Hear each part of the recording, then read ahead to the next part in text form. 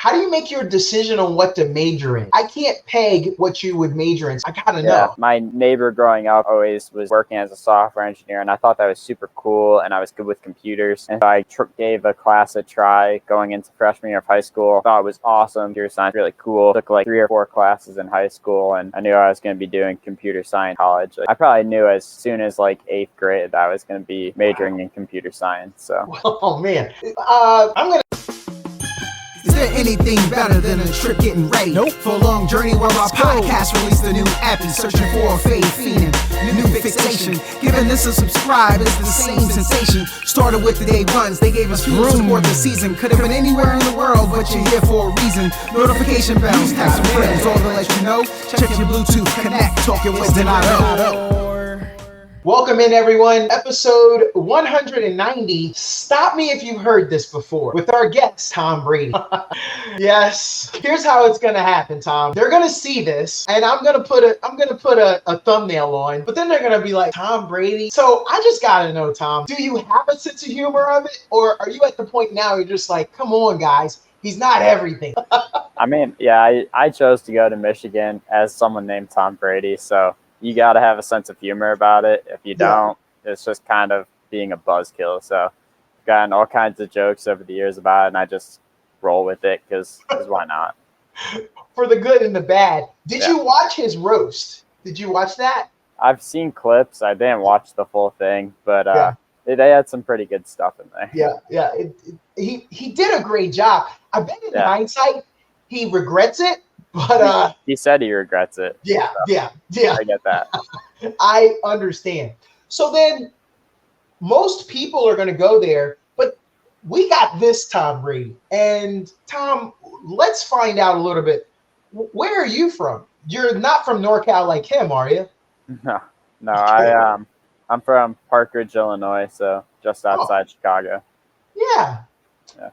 So I'm going to say it's pretty competitive. You got the 4th largest city. I heard Houston took it from them for the longest. Chicago was the 3rd. We're still number 3. We're still number 3. Okay. So it's got to be competitive, right? No one wins like every race. In high school, were there was it instant wins for you, or were there some big heavy hitters? Yeah, it depends on the level of competition. There's a lot of really good runners from Illinois, so at the state meets, it was really competitive.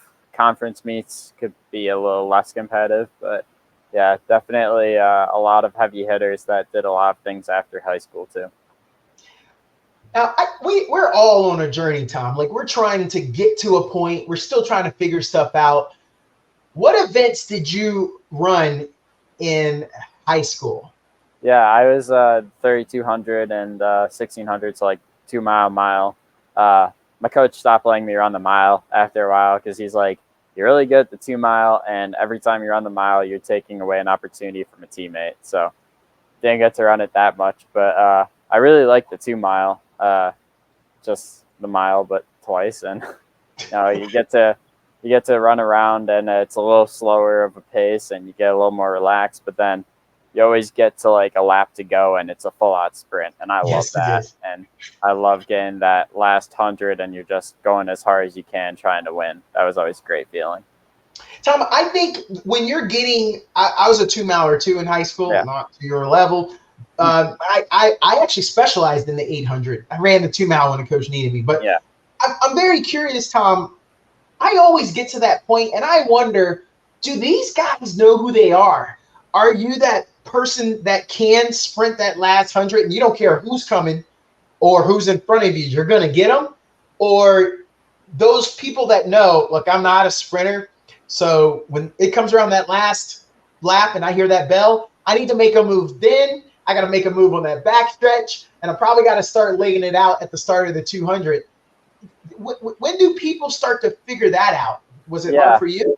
I think for me, it was always like elementary school, middle school. I thought I could get to good top speed, and I knew I wasn't a good sprinter, but for whatever reason, I always believed I could kick harder than other people because I wanted it more. So I just really bought into that, and then it actually happened. And when you believe in that, it's a lot easier to race because you get to 3 laps to go and you're like, oh, I don't need to make a move yet. I can outkick this person with a lap to go. And so I'm not always going to be as confident in that, but a lot of the times, especially in high school, I was like, yeah, I can just outrun these guys and I'm going to want it more. So it's going to work out.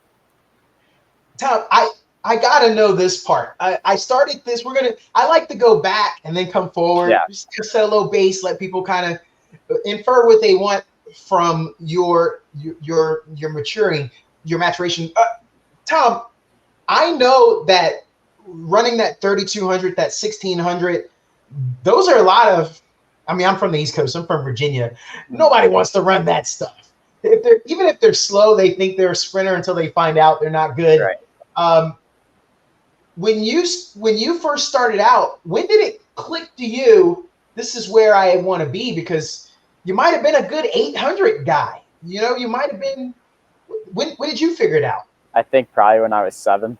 I mean, my parents would take me out on like runs occasionally, and I'd do fun runs like a 5K. By the time I was 11, I was doing 10Ks, and I'm like, yeah, I'm a distance guy. I like running the longer races. So I did cross country in middle school. It was okay. We didn't work that hard.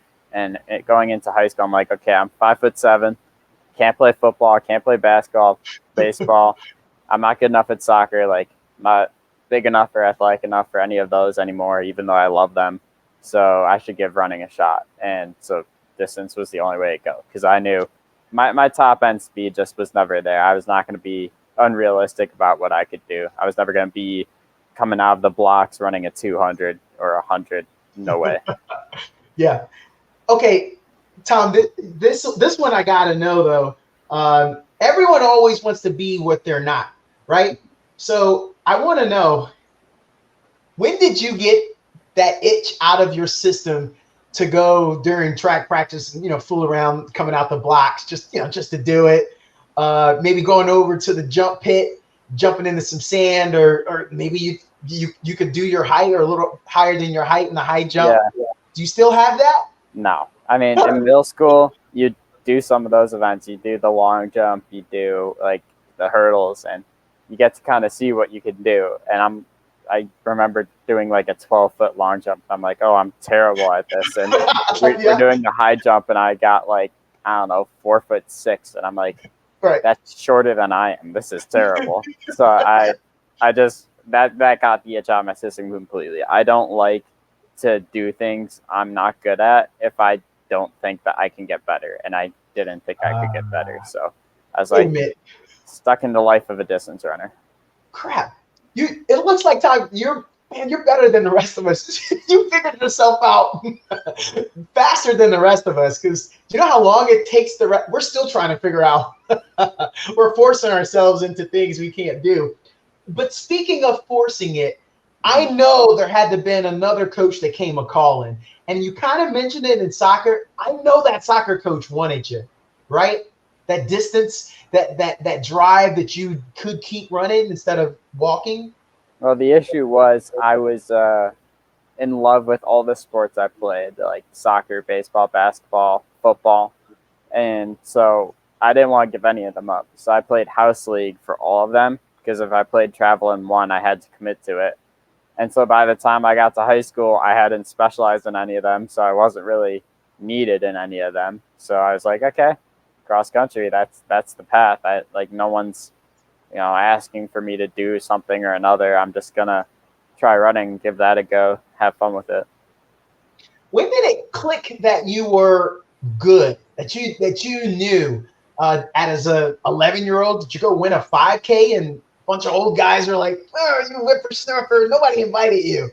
Yeah, I thought I was decent, because elementary school, middle school, I could run one of the faster miles.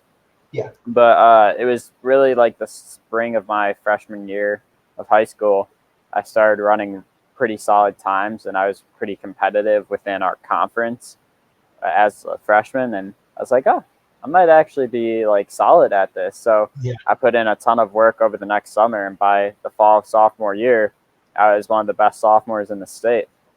So I was like, oh, yeah, I guess I'm pretty good at this. And for the longest time, I told my parents, don't let me run in college, because I don't want to sacrifice academics just so I can run.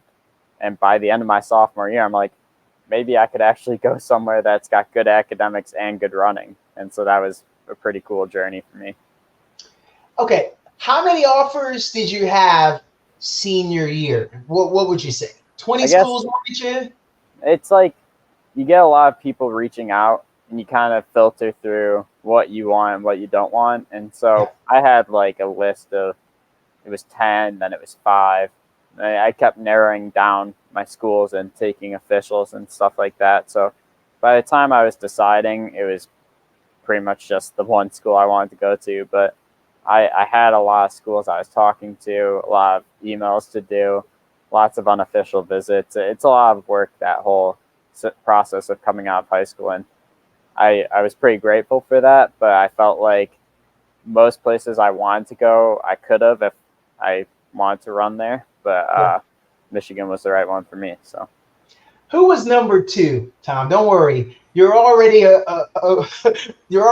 proud alumni. Don't worry, you won't come back. It's hard to say if there's a number 2. One of my dreams was always to run at Stanford because I thought Stanford was so cool with like the academics and like it's such an awesome place. But I got offered like kind of, I think it was recruited walk on. I wasn't really sure coming out of high school what it was. It was a confusing process, but I thought it was recruited walk on. And I was just like, you know what? I'm just gonna go Michigan. I think they want me a little bit more there, and it ended up being the great choice for me. All right, so now it's time to move on to Michigan, but I got to finish this last one. Yeah. Tom, it's your senior year. Maybe you brown bagged it. You came through that lunch line. You got that tray. What table are you sitting at? You sitting with the track guys, or were you a lover boy? There was a bunch of ladies. I mean, what was your a combination of like track and also like nerds. So I was definitely a nerd in high school. So there's a little bit of both because there's definitely an overlap of distance runners and nerds. And yeah, that was my table. Like my buddy and I would be having political debates at lunch, and that was how we. I mean, it was so bad to the point that my senior year I didn't have a lunch. I had too many classes, so I didn't have a lunch period. Wow. So a bit of a nerd in high school. I see that. I mean, I was a skater, and we skipped lunch because we would just. That's the time we could all go outside. It's sort of like everyone. I wasn't a big school, so like the lunch period was for everyone. Yeah. And we can go outside and we call it session. We can have a session and we just like do stuff. And now I don't have to take the bus or get my mom to drive me all the way over to where you live. We already did it. So that's what we did. But now that I felt good about that until talking with you, Tom. I feel bad now, man. You were pursuing your academics, and I'm just trying to land this nollie kickflip. I just didn't want to have to take like physics and chemistry in college. That was the goal. So much smarter. Well, there's nothing I can do about it now, Tom. You've passed me. So it was time to go to Michigan. Yeah. I also got to know, was there some familial pressure? Maybe your circle to go be a Fighting Illini? Like, was that hard? I mean, it was my parents' dream when I was younger, but then once I started getting good at running and was considering my options, it was like maybe I take a visit to Illinois because it's the home state school and it's got really good programs. But they were always prioritizing where I was going to be happiest, where I was going to get the best academics, where I was going to get the best team environment. And so they were just happy with whatever really excited me and was good for me. And both my parents went to Illinois, and my mom switched allegiances to Michigan once I committed to Michigan. She's a total traitor. My dad's still an Illinois fan, but he would wear Michigan gear for us, even though he called us the evil empire. Oh my gosh, that's great. Yeah. I like that. Wow. Yeah. Wait, like, could you send him stuff home and or he'd like, hey, Tom, I'm going to wear a hat, maybe a sweatshirt, send the rest of your mother. So he had a hat that said Michigan cross country. He wouldn't just get a Michigan hat because he needs people to know it's just cross country he's supporting. Yes. And then he had he's one of those dads who wears like like the kind of plaid shirts to work, and he had like a yellow and blue one that he would wear for meets. So that was his way of supporting us. That's love. That's love. I mean, he kind of had fun. We all had fun with it. If I had really asked him to wear a shirt, he would have. But yeah, he loves Michigan cross country and track more than Illinois cross country and track. But Illinois football, Illinois basketball, he's always going to be rooting for them. Yes, yeah, I'm sure. So you grew up in Illinois. You went to Michigan. Tom, I think I need to know here. What do you like the most? I mean, I like Chicago the best. Like, so, yeah, okay, like, yeah, okay. I like Michigan a lot. It's my second favorite state, but I like Chicago area the best. I think it's just a really great place to be in. It's always going to be home for me. Here's a stereotype I bet all of us have here. I've gone to Chicago. I guess since 2008, I think it's been, Tom. And never once have I ever had to get a hotel because they treat me so nice there. My friends let me couch surf. Yeah. But there's this thing you guys have there called the Taste of Chicago. Yeah. Person who trains like you really go enjoy something like that. I mean, they've got so many restaurants. It's you can find something. It's huge, and it's like this time of year anyway. So it's a pretty cool time in Chicago. I love how much is going on in the city at all times, and such a beautiful place to be. Yeah, I'm a motorcycle rider, and so when I went there, it was because we have a motorcycle chapter there. So those are all the guys I was visiting, and so that's another reason why I fell in love with Chicago, because the tours were on the back of, I'm on my motorcycle and they're just driving me around, and we're stopping and we're going up and we're over at the Bean, and I mean, how could you not fall in love? Yeah. Okay, I want to know just one last little thing here. We're gonna get off the Michigan, but when you go home after that first year at Michigan, when you came home for the summer, I'm gonna say that your friends and family, they weren't exactly sold on it. Maybe by the end of sophomore, junior year, they were, but they gave you a hard time that first time coming back, didn't they? I mean, a bit. Like, everyone. There's not as strong a rivalry as you'd think, because Illinois is just not very good at sports. Haven't been for the last 10, 20 years. So some people gave me a little bit of shtick for it, like especially the older neighbors. They're all like, you went to Michigan? Come on. Don't you love Illinois? But I mean, definitely, caught some flack for it, but it was all good fun. And I think a lot of people in my area have a lot of Michigan connections. So it's a very Midwestern sense of like competitiveness, but friendliness. So you finally get there. How do you make your decision on what to major in? Because I can't peg what you would major in, so I gotta know. So my neighbor growing up always was working as a software engineer, and I thought that was super cool, and I was good with computers. And so I gave a class a try going into freshman year of high school. Thought it was awesome. Computer science is really cool.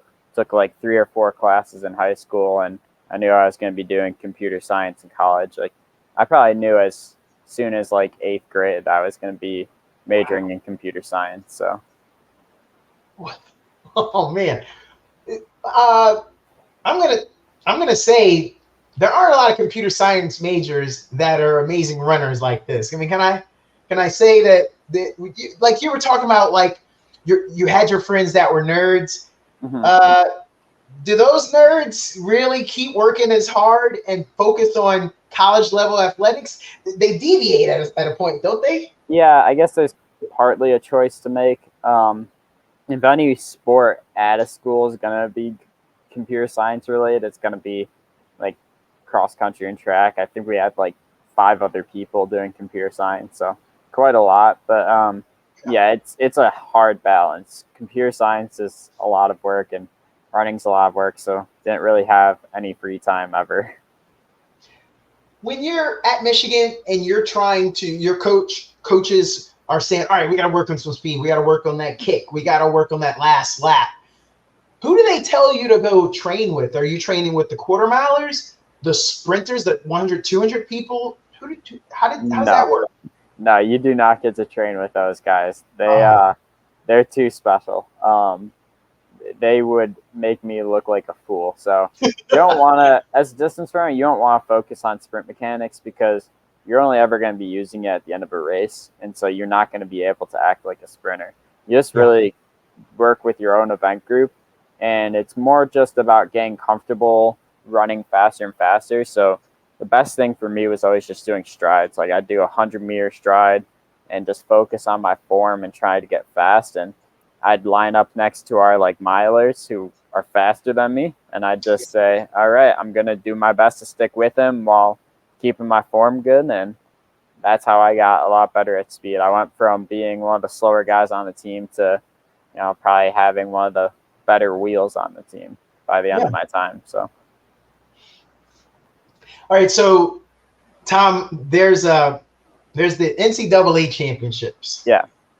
I went to last year. I live in Austin, Texas, and so I went to it last year.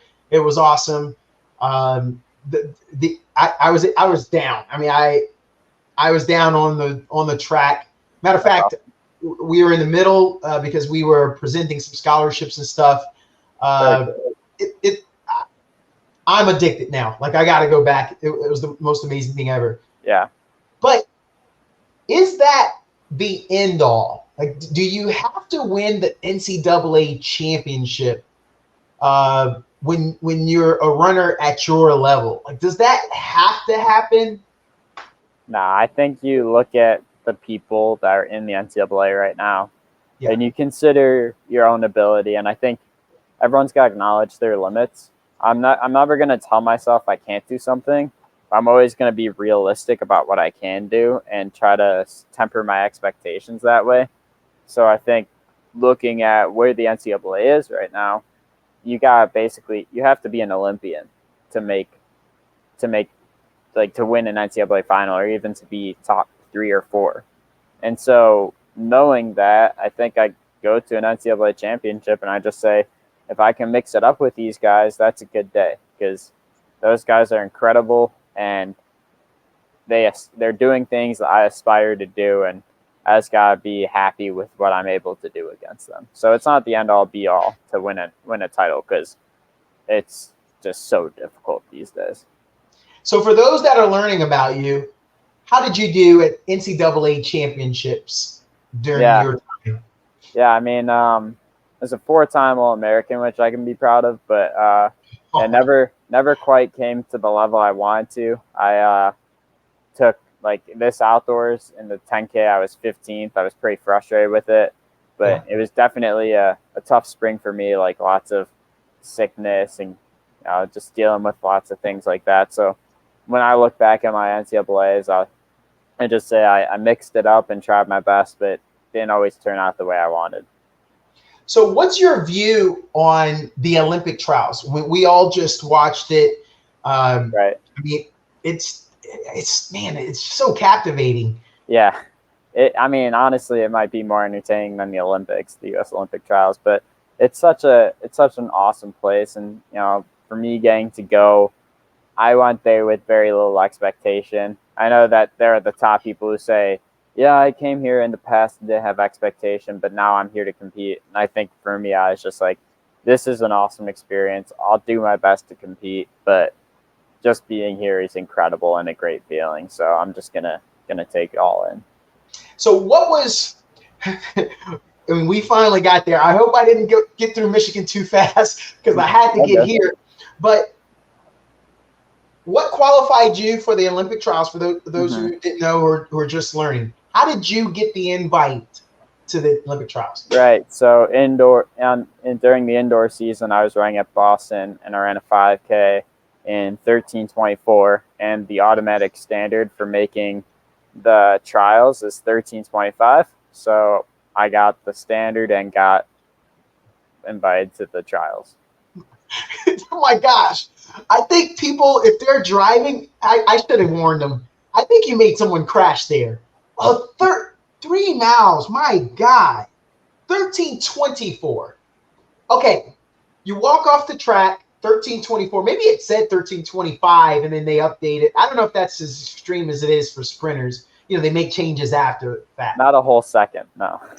Okay. So you did it. Did you grasp that? Oh, sorry. Let's go back to that race. Yeah. How did you finish? Did you win that race? Yeah, I won that race. It was Okay. basically we were just trying to make indoor nationals for Yeah. NCAA track, which tells you how difficult NCAA track has become.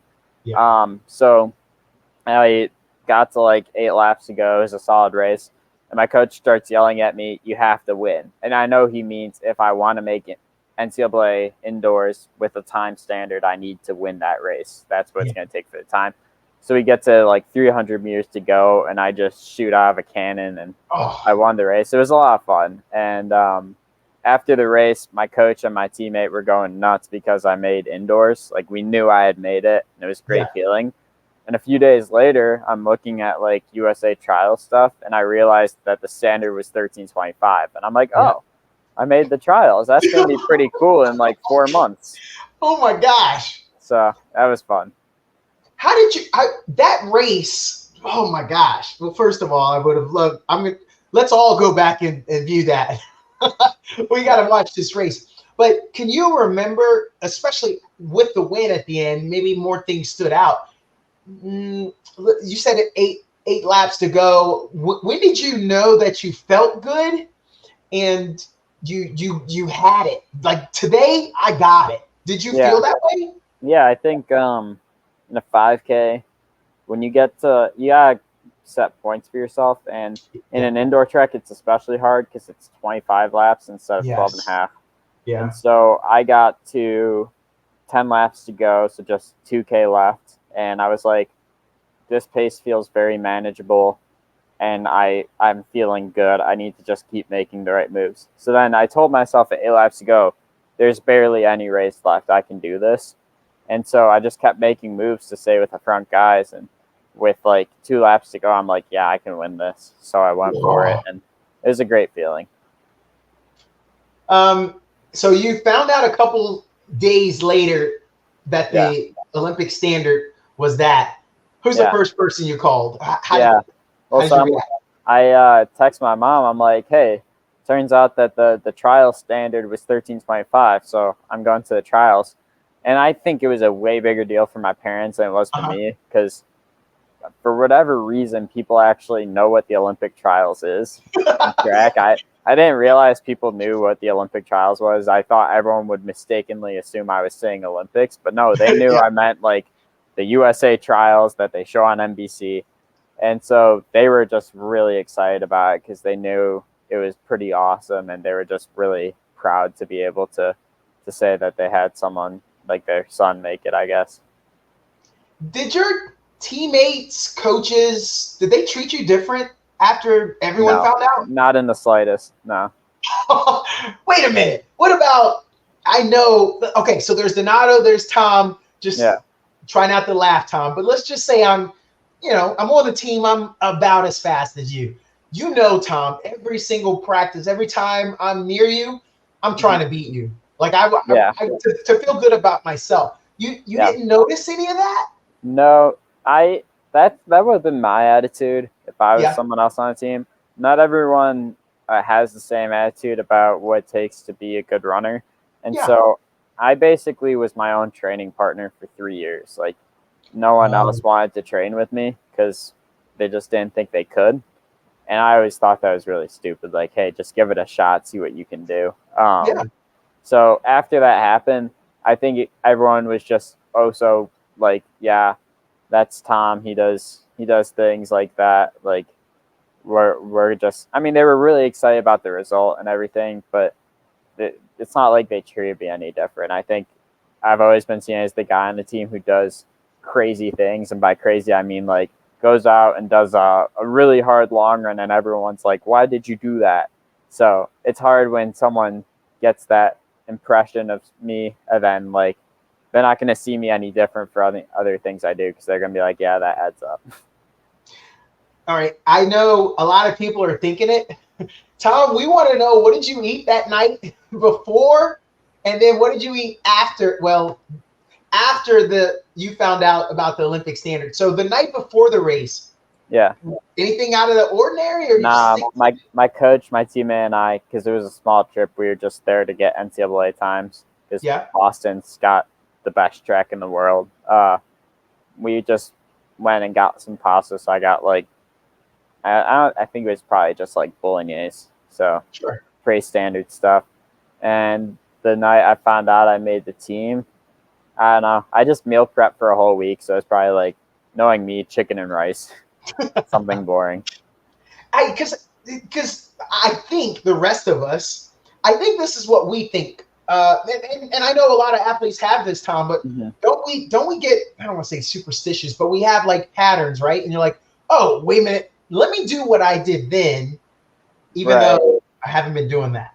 Yeah, I would say it's really hard to get out of patterns in athletics. You gotta find a pattern that works, but you can't be stuck with it. Because if it doesn't work out, if your team goes to a Mexican restaurant instead of an Italian restaurant the night before a race, you have to be flexible. Yeah. So I generally eat pasta the night before a race, and I generally do all these things on the day of a race. But if I can't, I try to relax and just roll with it. And that's something that took me 5 years of college running and 9 years of total running to actually figure out. Tom, you said meal prepping for the week. You got to remember, Tom, you're talking to normal folk. You live in the most overweight country in the world, where our poor people are overweight. Tom, I lost some of our listeners there, so I got to bring it back. Do you have a cheat meal or a cheat day during the week? This is where you don't look like a robot, Tom. Do you do any of that? No. Oh, man. It was something that started in high school where I just like dropped a bunch of foods and stuff that I didn't feel good about eating. Yeah. And eventually, once I got to college, I was like, I could totally have like ice cream. I could totally eat this stuff.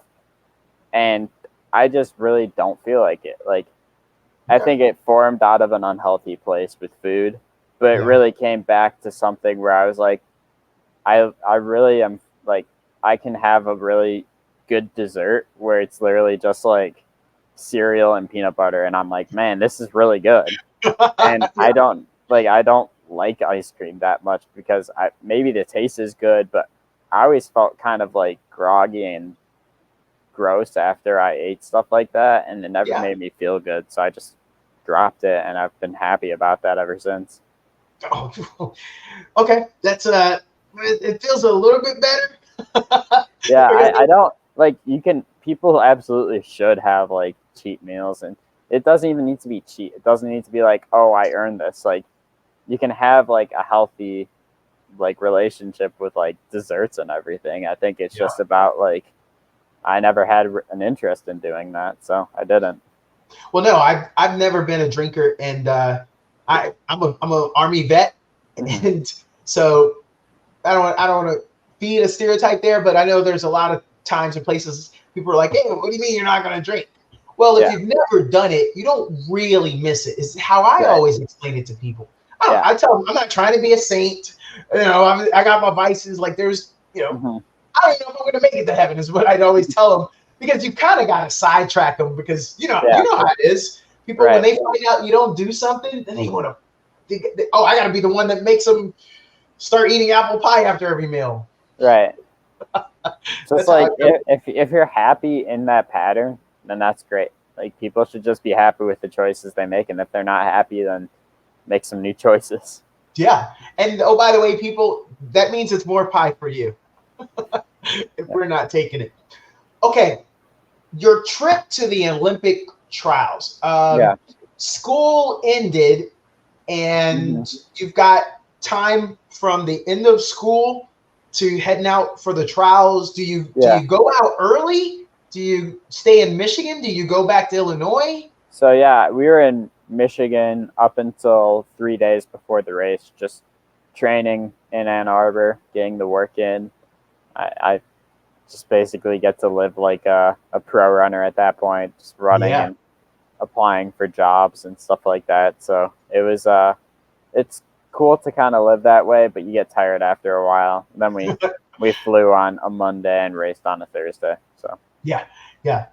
Okay, so then you get out there. Did it overwhelm you? Because I mean, this is the mecca. Like, hey guys, yeah. I'm in Oregon. Like I'm here. Did that hit you? No, I don't think so. It was more like you see a lot of these like I'm like warming up with my buddy before the race, and we're sitting like 5 feet from Noah Lyles, and I'm like, that's the fastest man on the planet. And so you kind of gush about it, and you're like, whoa, that's insane. But then you're also just kind of like, it is what it is. I'm here to run, have fun. Like, I think it's about the level of seriousness you take it with. If you're like, I have to do this, I have to do that, then you're going to get overwhelmed by all of it. But I just chose to take it in and have fun with it. And so it didn't really overwhelm me. It was at times a little bit like, oh man, this is a lot. But I never felt really overwhelmed. I just kind of was like, this is awesome. I'm taking it in. Was it a challenge deal, like because you're out of your routine once you get there, so you're there, you have 3 days, like there's got to be like mandatory meetings, some media things, maybe some team practices. Like, did it affect your routine? Were you jostled? Nah, you get used to all the stuff you have to do for racing, so it's pretty straightforward. You just roll with it, and your practice can be at any time of the day, and you're just like, yeah, it is what it is. And that's something that every athlete needs to like be able to do, is adjust to that and be flexible, because if you're not, you're gonna get really uncomfortable and really in your head about things. At this level, are you a 2-a-day person, 3-a-day, a hard workout in the morning? How do you figure this out? Never a 3-a-day. I've had a lot of doubles. So that's basically just to add mileage, though. Sometimes a double workout, but very, very rarely. Just my mileage floats anywhere from like 80 to 90 miles a week. So you have to put in some doubles there, or else all your runs are going to be like 14 miles, and that's a lot to do at once. So it's a lot of miles to get in for a week, but you find a way to do it.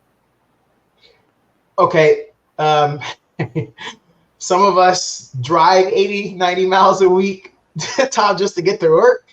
Yeah. Oh my gosh. I'm trying to keep it together, Tom. I honestly am. But you got to know, this is so cool for me and for us. So I was, I'm going to say it at the end, but I just want to take a moment now to say this is so cool that you were able to come on and talk with us, and for the listeners too. All right. So, Tom, I know what you said. You got to be flexible. I'm listening, Tom, but we have preferences. Do you prefer to get that workout run early in the morning and it's done? Because us, Tom, let me explain to you, those of us who have these jobs that unfortunately you had to apply for and are in the real world working, and we don't get that opportunity, we're chasing it. If we don't do it in the morning, we're chasing it for the rest of the day. Yeah, I know exactly what you're talking about. And for me, it really depends on how the day is structured. Like, if I've got stuff to get me through until the afternoon, then that's fine. I like being awake and ready to do it. But I've had an internship where I had to be in the office by 8 with a half-hour commute. So I was waking up at 4:30, getting my workout in. It was a struggle. But then the rest of the day, I was like, I've done the workout. Maybe I have another run, but the workout's done. And that's a really good feeling. I think it's just about being able to make sure that you're fully awake and ready to roll if you have a workout, and taking care of yourself, because you need to get the right amount of sleep and everything. All right. We all know that there are body types and there are differences. There's genetics. Yeah. And so we're going to get to some of that. But let's talk about training, since you just mentioned getting that workout. What's your relationship like with lifting weights? Yeah, I like lifting. I try to lift twice a week.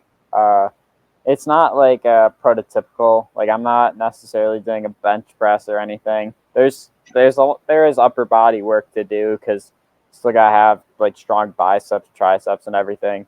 But Yeah. I love deadlifts. I love doing front squats.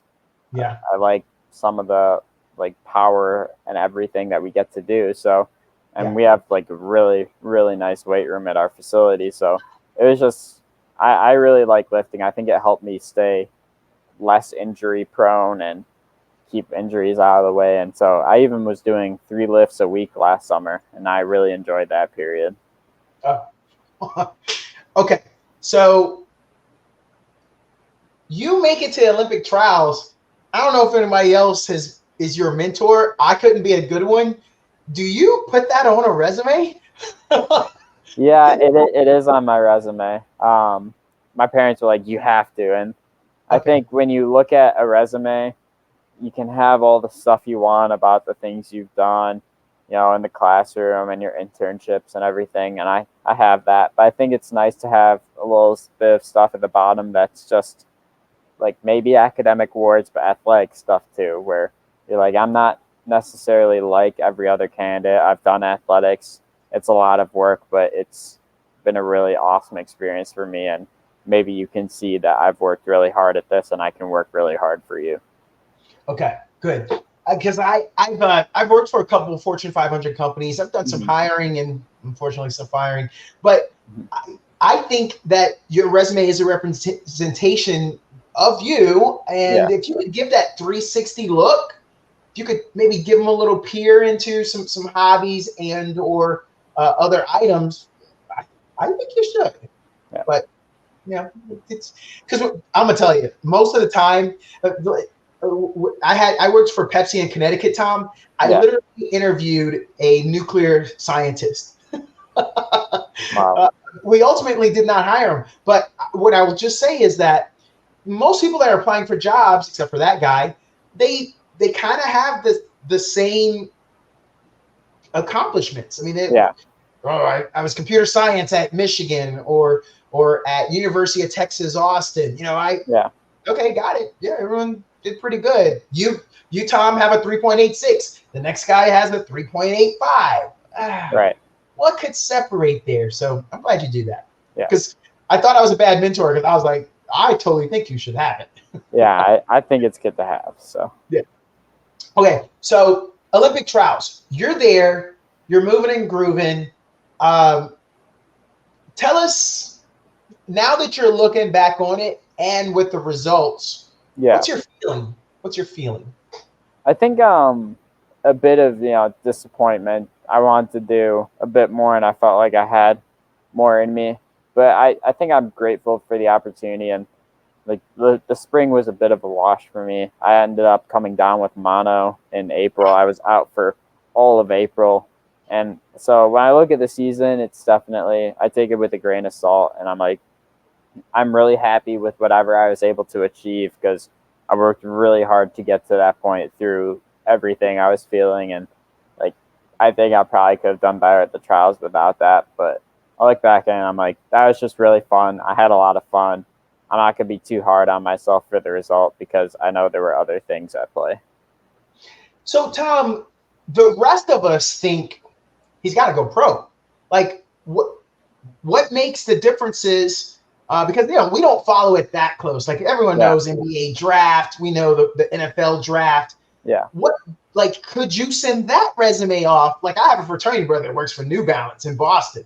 Like do you have to do that kind of? Do you use those kind of things so that do you have to like market yourself now, or did they all come a calling just because you made the trials? Yeah, I think when you look at pro running, it's sometimes feels like it's a really big circle of people, but it's kind of broken up into two groups. It's kind of the people who are pretty good in college and want to keep going with it. And it's the people who were insanely good in college and can actually make some really good money off of it.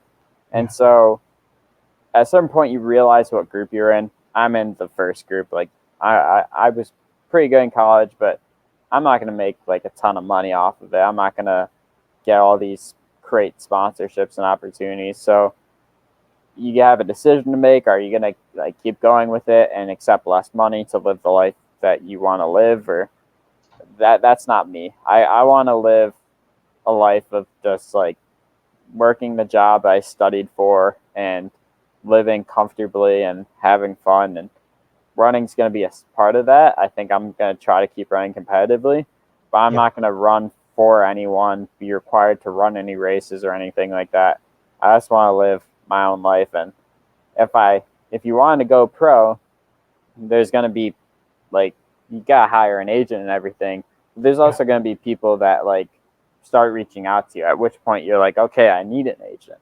The top runners in the country aren't just like going out alone. Like, they're getting everyone left and right reaching out to them. And so I think that's also a really good indicator of, should I go pro or not? Well, I'm not hearing from anyone, so no. Yeah. Okay, I get that. I apologize. I'm gonna have to go back to U of M because there was something that I missed here, and I want to circle back because I bet there's some we're weekend warriors, the rest of us, Tom. All right, so all through high school, I don't know what you were wearing. I'm gonna say Nike because you maybe grew up a Michael Jordan fan. I'm just guessing here, but then you get to Michigan, and actually I should have tried something else there. You guys are Nike. I know the football team has Jordan though, don't they? On the right, yeah, but our basketball and football are Jordan. Everyone else is Nike.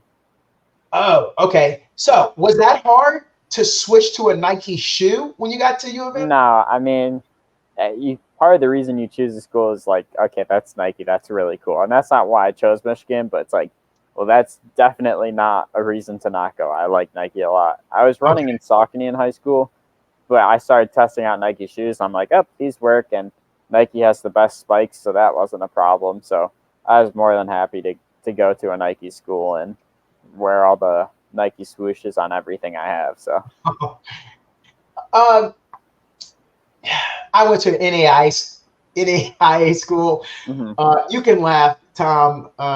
Clearly was not as fast as you. I did beat a Kenyan from the University of Miami before. Nice. So for normal people, you're impressed, but for normal people, they're impressed. They're over the moon with it. I didn't know it'd work on you. I'm glad it did. Do you? So I used to teach Kung Fu, and I coach a lot of youth sports here in Texas now. When you're really skilled, it was always declared that you have to declare, hey, I gotta, these are licensed weapons. Do you have to declare if you're going to enter some random local 10K? You just can't show up, Tom, right? I can, yeah. What? I can just run whatever race I want to run. So oh my God. It's kind of funny, like, the other day there was a race locally and I didn't end up doing it. I'm just looking at the results and I'm like, yeah, I probably could have done something in this that would have been pretty funny. But yeah, I think it's about picking and choosing. Local races, yeah, you can definitely just hop in and people will be like, oh, what the heck? I know. But then you can get to some of the bigger races where there's actually money and they'll have elite fields and an elite field coordinator. And so that's a bit of a different experience. But yeah, like maybe I'll hop in a turkey trot this year and just have fun with it and see what happens. Tom, if I'm in a turkey trot and I see you anywhere near it, this is what I'm going to say to you. Hey, I'll yell as you pass me because hopefully I can like start off in front of you. I'm hoping. But because if you start in front of me, you won't hear it. But I'm going to say, hey, Tom, I'm going to meet you in the parking lot. I'm just mad. That's fair enough. So, all right. Everybody wants to train with you now, though, right? Like they're just coming out of the woodworks, your friends and family, and everyone wants to go run with you now, right? You made the trials? I don't think anyone wants to do that to themselves. Like, I think people understand that their pace is not exactly going to be my pace on a run, and so they try to be considerate towards themselves and also considerate towards me of not wanting to make me run slow and make them run super fast. So yeah, no, well, maybe I'm just overly confident. I'm okay when we take off and you're ahead of me. anyone that's around, you know what I'm saying is, hey, I'm running with Tom Brady. Yeah, I'm with a guy. Did you see him like 5 minutes ago? He's with me. I think I'm enjoying it. I'm like, you know, I'm running with Tom Brady, right? Hey, did you know I'm running with Tom Brady? Yeah, he'll be back, and then I don't know. I think I enjoyed the kick of it, the fun part. All right, so Tom, when you get to the next phase of your life, you said your parents were runners and they introduced it to you. You've been through it all now, and I'm a father of 3. I'm not wishing it on you, Tom. It may happen. You may do one. Apparently, 3 is a lot in my circle. All my friends are like, oh, man, that's so many. Do you think, because there's like football players like, no, I don't want my kids to go play football. Like the football dads, basketball dads, they want their kids to go, their daughters to go play volleyball. What about you? Do you think you're going to push it forward? Yeah, I think so when I was a kid, my mom was the runner. My dad didn't really run. We eventually got him to start running, but my mom was the runner. And she never put pressure on me to do it. She was always just like, yeah, do you want to go run with me? We'll do like a really brief, short, easy run. And I thought that was so much fun. And so in middle school, cross country was super low stakes. It wasn't until high school I really started working for it.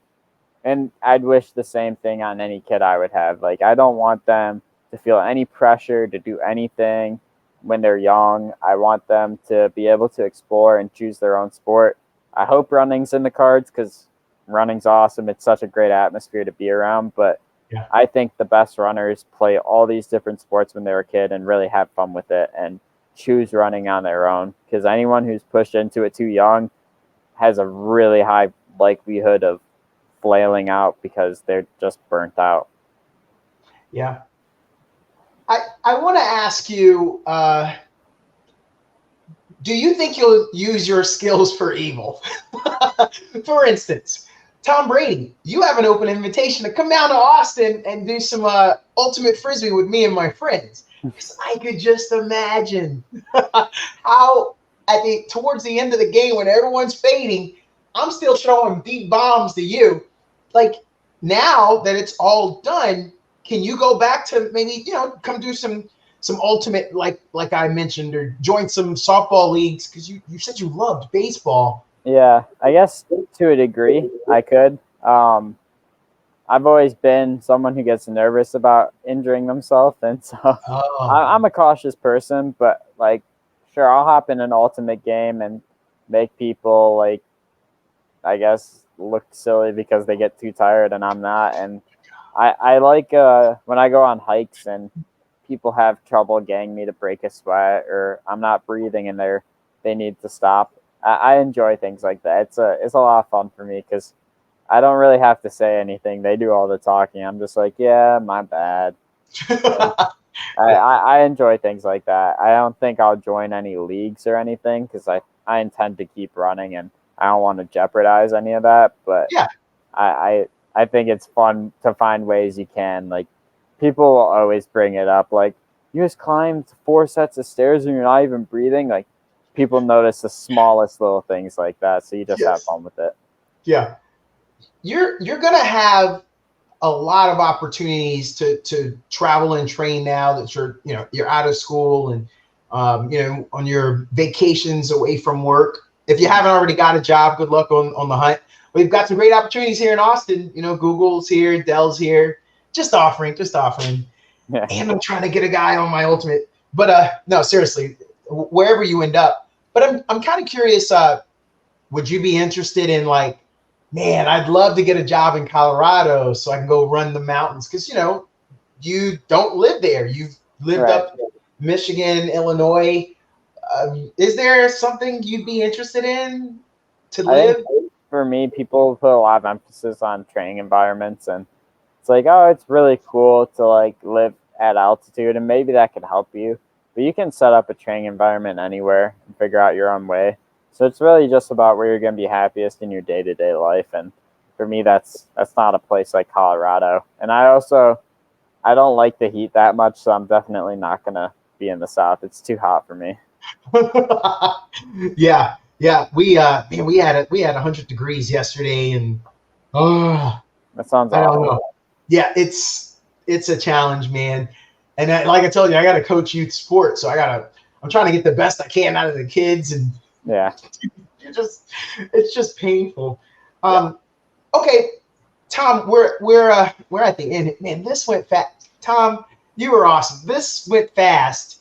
So I just got a couple more here. Yeah. Tom, do you think you could ever coach? Would you want to coach? I'd have to make a lot of money first so I could retire, because I don't picture having any time to coach. Okay. Like I think people like to pursue their passions, and I think that's awesome. Yeah. I'm lucky that I really like computer science. It might be my passion. I think that's something I still need to explore. Yeah. But I've always said I want to have like a healthy, stable, comfortable life. And if that happens and I can do something like coach, that's great. But I'm not going to go out of my way to do something like that and risk like not having like this nice setup of a life I want to have. And I think I maybe could be a good coach, but I'm also a little bit of an extreme athlete and might not vibe with everyone. So there's a lot of considerations to have there. So yeah, no, totally understand that. There's a reason Magic Johnson wasn't a good coach. Yeah. There's a reason Michael Jordan does not draft well. He did horrible with the Wizards. Terrible at it. Yeah, because some people that are at a certain level, like we talked earlier, there's genetics. And I don't want to just put that on Michael Jordan because he worked hard after everyone knows he didn't make the high school team, and he went and just grinded hard. So, it would be a different standard for you. Like, Coach Brady just got hired and he's coming here. I heard about him. There was a bunch of posts out here about this guy and his workout. All right, last question before we go. So, Tom, this has been amazing. I was just wondering, is there any parting shots, any for us weekend warriors or even some kids? I've got a pretty good high school following here, to motivate us on our training, some Tom Brady-isms, some things that have guided you in your life. And then, of course, I'll finish by requesting social medias for people to follow. But was there anything you wanted to cover that we didn't? Anything you want to pass along? I think for me, it's really just I've always tried to have fun with what I'm doing. And I never told myself I couldn't do something or blocked myself off to the opportunity. Yeah. And so when I was in high school, people didn't think I could kick very hard. People frequently were like, man, you're really slow. And I never closed myself off to the opportunity that I could finish a race really fast and run really fast. And so I worked really hard at it. I worked really hard at it in college, and I got a lot better at it. And there were all these things that I felt like people doubted, and I just never closed myself off to the opportunity. And I'd say people can just stay open to the possibility that they could be good at something if they work really hard at it.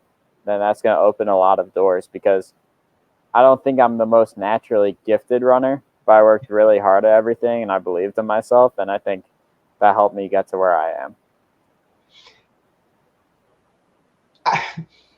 There's so much more. Tom, there's so much more. We're at the end of our limit. I'm going to let it go. But Tom, you may not know this, but I think this is great for others to hear. You sent me over the moon. Like, I literally got mad as a youth coach that someone thought or wanted to say out loud that you were too slow, because you just proved that you could work towards it. And so instead of telling someone they're too slow, let's say, hey, I really want to work with you because I think you can improve. I think you got something else in there. I think there's other ways to put it, but that's my coaching style. I don't know. That's how I do it. How can we follow you, gain a little bit more social media? Any social media you'd like to offer? Yeah, I guess my only social media presence is my Instagram, really, which is TD, like touchdown, Brady 15. So that's the main way to follow me. I don't post a whole lot, but frequently get put in posts from the school that they asked me to collab on. So Oh yeah. a lot of Michigan posts on there. Oh, hey, I mean, let's be honest. For recruiting, you haven't heard the last of them because they're leading with, we had a guy go to the Olympic trials, right? Like, it's great. And his name is Tom Brady. Yeah. Oh, yeah. Tom, I wanted to impress you because I wanted to stay away from lumping you in with him. How did I do there with that? Because you did a nice job. Yeah. All right. So, I was like, I want to show him I've got skills, and I'm just going to stay away from that. And everyone else every other hat. It's the softball. It's the softball questions. The Tom Brady stuff. So. It is. Well, hey, thanks for your time, Tom. This was a lot of fun. Thanks for joining in and talking with Donato. Yeah, thanks so much for having me.